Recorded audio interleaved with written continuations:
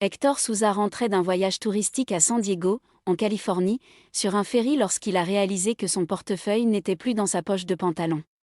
L'homme était un millionnaire qui avait déjà été interviewé par Forbes. Héctor Souza était un philanthrope en plus d'être membre de l'élite ultra-riche du Mexique.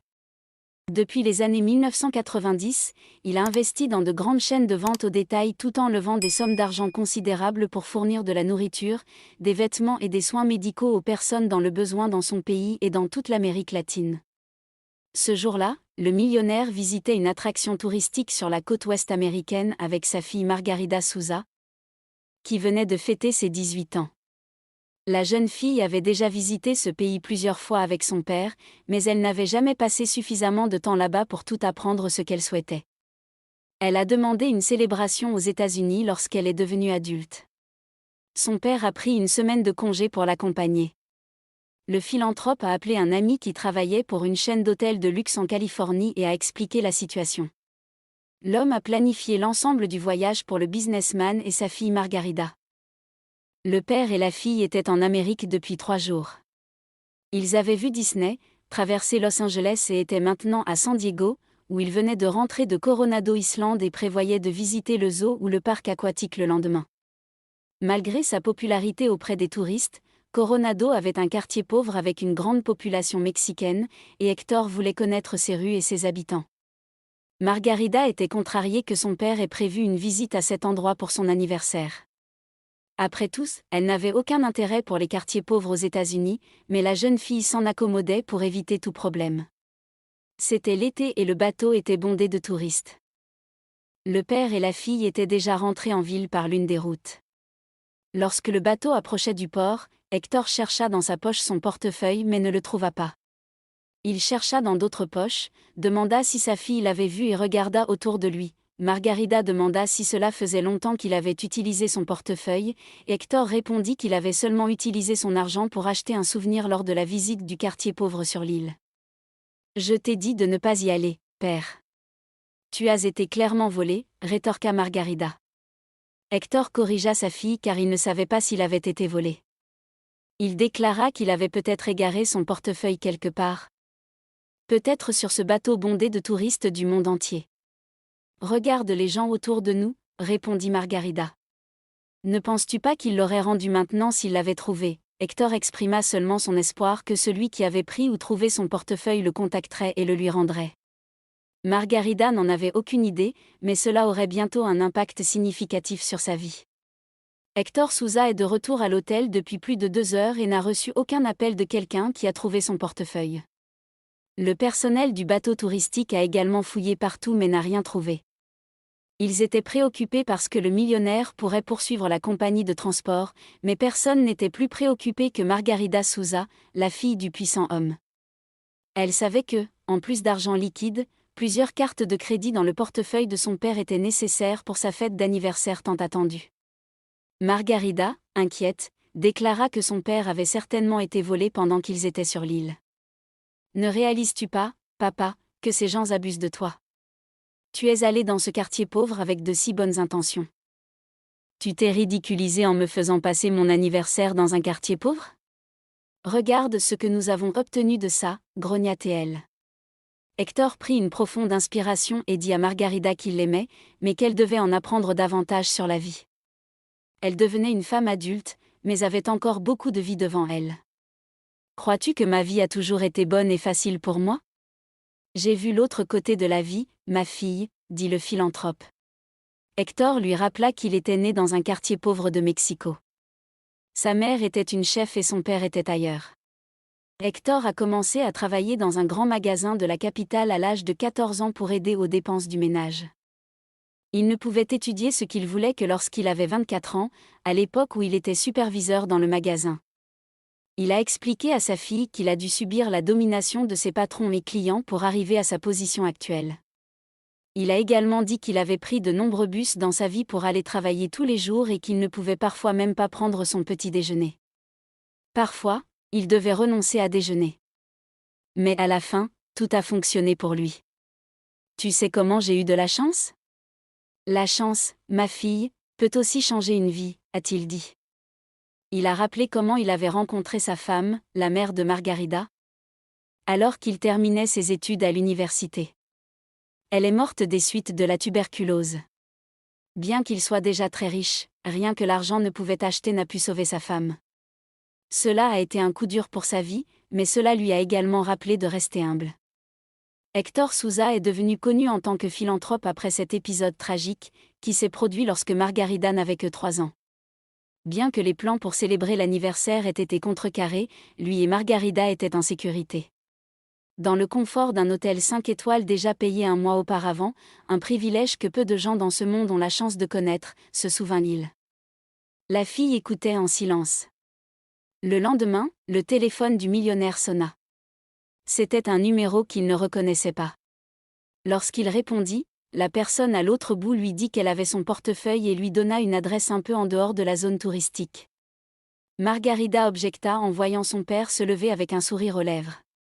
Réfléchis papa. Cela peut être une ruse ou un piège. Qui peut vraiment garantir qu'ils ont trouvé ton portefeuille? Héctor répondit que cela ne poserait aucun problème. L'appelant avait une voix d'enfant et avait l'air digne de confiance. Margarida fit alors venir le garde du corps, qui les escortait chaque fois que nécessaire, et expliqua ce qui se passait. Le garde du corps apparut dans la chambre de Margarida et essaya de persuader Héctor de ne pas se rendre à cette adresse. Mais Héctor répondit simplement qu'il ferait confiance à son intuition et chercherait son portefeuille pour continuer les célébrations promises par le voyage. Les trois quittèrent donc l'hôtel de luxe et se dirigèrent vers l'avenue voisine. Alors que le garde du corps conduisait sur l'avenue, ils quittèrent la zone touristique et entrèrent dans un quartier beaucoup plus modeste et moins éclairé. Margarida était terrifiée. Son anniversaire était devenu une aventure périlleuse. Son cœur battait la chamade à chaque moto qui passait à côté de leur voiture. Si elle s'arrêtait à un feu rouge, elle devenait tendue et immobile, regardant autour des voitures, comme si elle s'attendait à ce qu'une arme soit pointée sur eux. Le garde du corps ne rassurait pas la jeune fille. C'était vraiment un endroit effrayant pour elle. Héctor n'avait peur de rien. Cet endroit lui rappelait sa jeunesse à certains égards. Margarida ne comprenait pas comment son père pouvait être si détendu. Après tout, ce n'était pas seulement sa vie qui était en danger, mais aussi la sienne. Finalement, ils arrivèrent à l'endroit spécifié, dans un quartier rempli de maisons très simples. Le garde du corps refusa de laisser Héctor sortir de la voiture. Lorsqu'il claqua des mains, un enfant apparut. Il tenait le portefeuille de l'homme dans ses petites mains. Il se tenait à la porte pendant que le garde du corps le lui remettait. Lorsqu'il a reçu son portefeuille des mains d'un jeune garçon, Héctor l'a rapidement reconnu comme étant le sien. Tous ses documents, cartes et argent étaient toujours à l'intérieur, rien n'avait été volé. Le garçon, âgé d'environ 13 ans et vêtu de vêtements usés, avait une situation difficile, tout comme Héctor à son âge. Le millionnaire a remercié le garçon pour son honnêteté et a donné de l'argent à celui-ci qui avait simplement demandé $2 pour pouvoir appeler sa famille avec un téléphone public. Le garçon a expliqué qu'il avait passé la nuit à mendier dans la rue, mais n'avait rien reçu et avait utilisé ses économies pour acheter un cupcake pour l'anniversaire de sa sœur. Intrigué par l'histoire du garçon, Héctor a écouté la suite de l'histoire, qui a ému Margarida aux larmes. Margarida a donné au garçon une carte pour l'hôtel de luxe où elle séjournait avec sa famille et a remis 3 billets de $100 à Paul pour qu'il puisse acheter des vêtements pour sa famille. Le lendemain matin, Paul, sa sœur Cindy et leur mère Elisabeth sont allés acheter des vêtements neufs grâce à l'argent de Margarida et ont pris le bus pour rejoindre l'hôtel. Ils ont été surpris de découvrir que c'était un hôtel 5 étoiles et sont devenus timides. La générosité de Margarida a non seulement permis à la famille de Paul de se vêtir convenablement, mais aussi de manger un vrai petit déjeuner pour la première fois en plus d'1 an. Elle avait toujours rêvé de visiter un endroit comme celui-ci, et maintenant qu'elle y était, elle ne savait pas quoi faire. Après être entrée dans le hall, la famille a été conduite dans un jardin avec une pelouse verte et une table décorée de fleurs et de décorations colorées. La sœur de Paul l'a décrit comme le plus bel endroit qu'elle ait jamais vu. Ses yeux étincelaient. Margarida a répondu en disant que cela signifiait tout pour elle, et la fille ne pouvait pas arrêter de sourire. Héctor avait demandé à son ami qui supervisait la chaîne d'hôtels d'inviter toutes les familles avec enfants qui y séjournaient à une fête d'anniversaire, et beaucoup d'entre elles sont venues dans le jardin, courant et jouant avec Cindy et Paul. Margarida était aussi heureuse que les enfants. Pour la première fois, elle a compris comment son père se sentait en aidant les autres. Paul et Cindy ont goûté pour la première fois à la mousse, qu'ils ont étalée sur un immense gâteau au chocolat, et Elisabeth, la mère de Cindy et Paul, était ravie, et elle a reçu une accolade de Margarida, qui luttait aussi contre les larmes le jour de ses 18 ans. Hector a compris qu'une fête d'anniversaire ne suffirait pas à aider la famille, alors il a emmené Elisabeth rencontrer le directeur de son hôtel. Le millionnaire a exprimé sa surprise que son fils ait été privé de tant de choses dans sa vie. Le fils avait restitué le portefeuille dans l'état dans lequel il l'avait trouvé, malgré les difficultés auxquelles lui et sa famille étaient confrontés. Et si le fils avait une telle disposition, cela ne pouvait être que le résultat d'une bonne éducation. Je vous félicite pour votre intégrité, a-t-il dit, et Elisabeth l'a remercié. Le directeur de l'hôtel a alors sous-entendu qu'il pourrait l'aider. J'ai récemment découvert que la gouvernante en chef de mon hôtel était impliquée dans un petit complot de vol. Elle et 2 autres employés volaient des objets de nos clients étrangers, dont ils n'étaient pas conscients jusqu'à leur retour dans leur pays d'origine. Elisabeth était perplexe alors que le superviseur parlait. L'homme a ensuite expliqué qu'après avoir identifié les personnes impliquées, ils ont renvoyé tout le monde et qu'ils devaient renouveler le personnel, qui devrait être dirigé par quelqu'un d'intègre et ayant beaucoup de confiance en soi.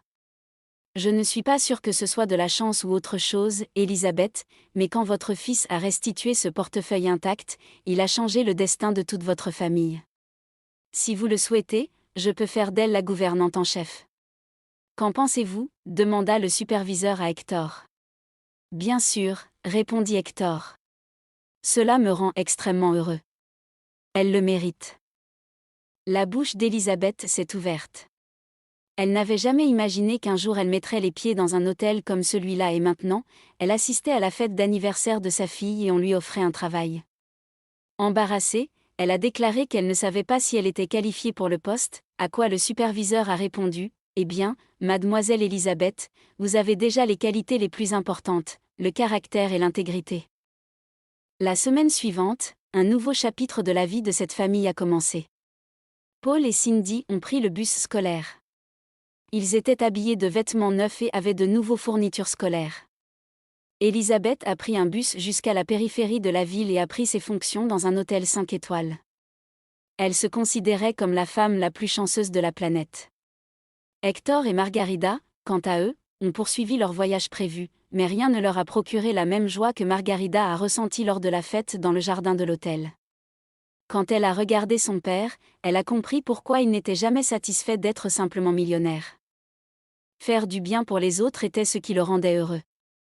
Elle le comprend maintenant. Si vous avez aimé cette histoire, je vous demande de laisser un like et cette autre vidéo qui apparaît à l'écran maintenant vous émouvra probablement aussi. Bonne journée et à bientôt dans la prochaine vidéo.